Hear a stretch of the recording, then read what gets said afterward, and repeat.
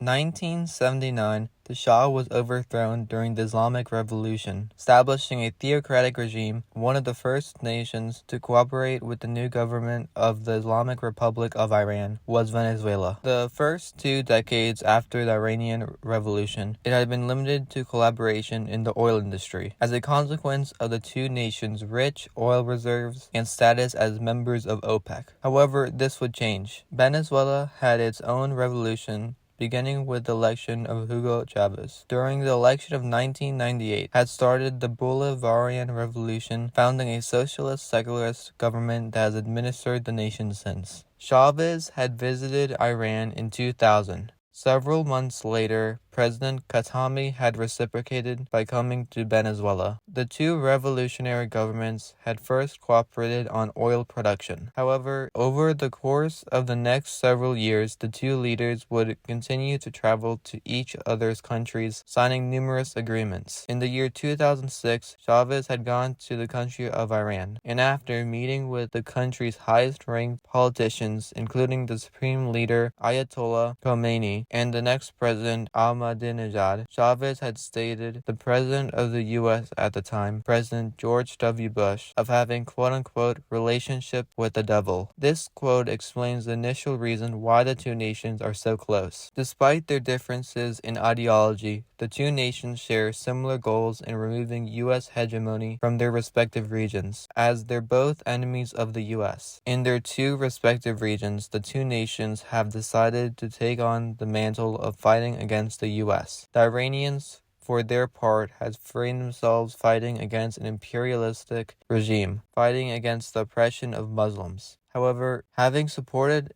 militias and terrorist groups across the region, while Venezuela has stated they are fighting against U.S. imperialism in Latin America, themselves supporting other leftist countries in the region. The two nations seek to remove the U.S. to exert influence in their regions. Iran seeking a region dominated by Islamic fundamentalism, the other aspires for the rise of far-left governments in Latin America. The distinct visions don't mess with the others, as the two nations are thousands of kilometers from the other. The relationship is built around mutual survival, as both countries are isolated from the rest of the world due to sanctions that have acted like a bulwark as well in keeping the two nations close to each other. In other words, the relationship can be explained in simple terms as the enemy of my enemy is my friend. Their friendship has developed into other key areas, such as military cooperation.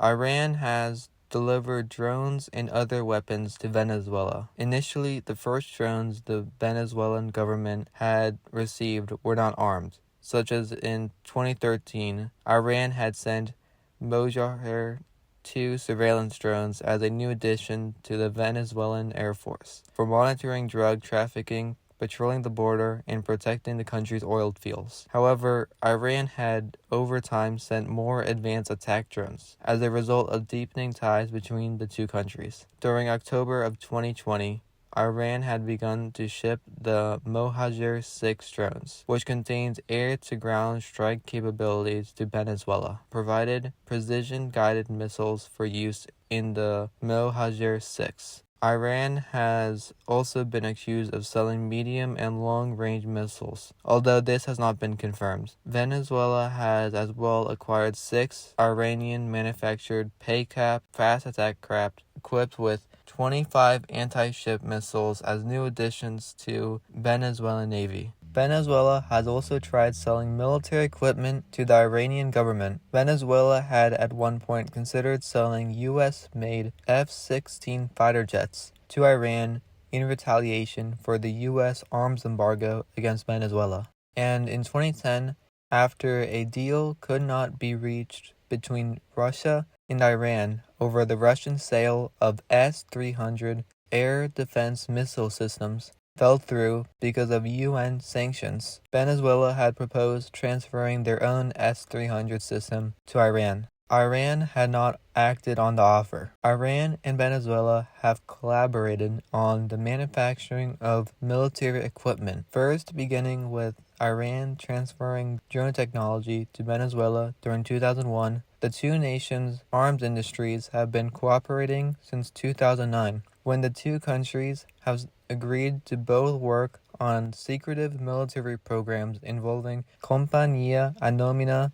Venezolana de Industrias Militares, or CAVIM, and Ministry of Defense and Armed Forces Logistics. Many of the military projects with Iran have tapped into funds from the Petróleos de Venezuela S.A. In 2012, Chavez had messaged to the world that Venezuela was producing drones in the country with assistance from Iran, plus Russia and China. CAVIM has been producing multiple Mohajer 2 drones and have fitted them with bombs. Iran, trying to gain influence in the Western Hemisphere in a region traditionally labeled as America's backyard, is why Islamic Revolutionary Guard Corps has been considering building in the past a missile base in Venezuela. The missile base would operate with medium-range missiles. The agreement would have allowed for the joint development of surface-to-surface missiles, and IRGC officials, along with Venezuela missile experts, would have operated the site. The implications, the missile base were to be completed, would be immense. Many of the mid-range missiles in Iran's arsenal have a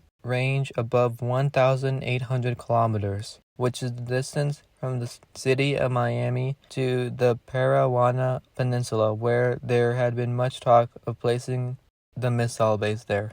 Another threat the base possesses is endangering the shipping routes that pass through just north of the country. Approximately 40% of all container traffic passes through the Panama Canal and continues its journey just north of Venezuela before turning north, giving Iran some leverage. Looking back at the history of the two countries continued to tighten relations with each other, continuing to reach agreements and meet with each other's heads of state. However, Chavez in 2013 had died of cancer and had been succeeded by Nicolas Maduro as his next president. Chavez had been more keen on a close relationship with Iran than Maduro, and with the election of Rouhani in Iran, a more Western-oriented president, the relationship went into a lull.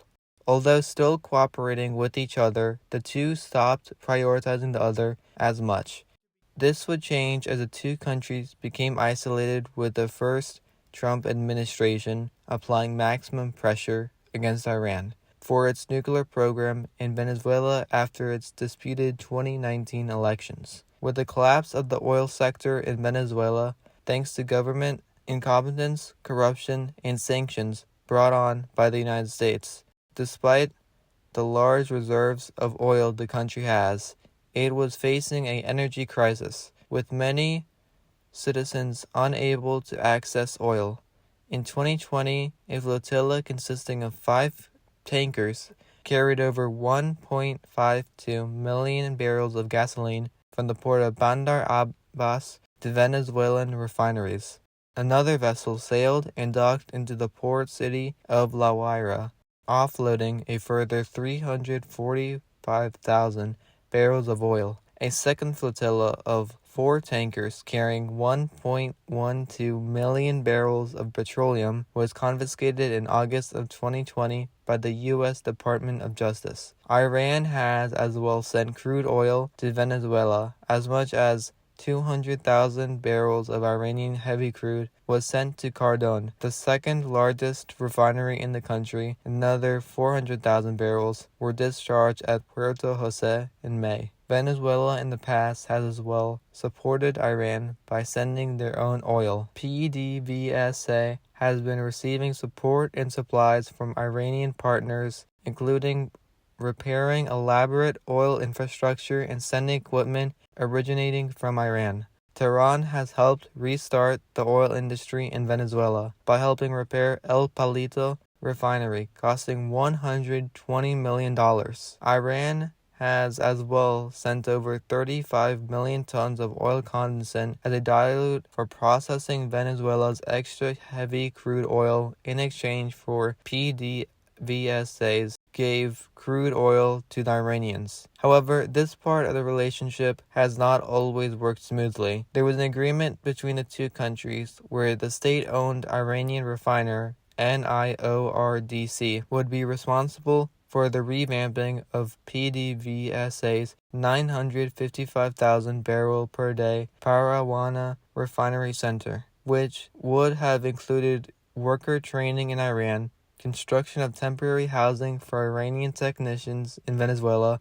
The agreement has been stunted to just initial stages due to PDVSA's insufficient payment capacity and continuing deep deterioration of infrastructure found in the inspections.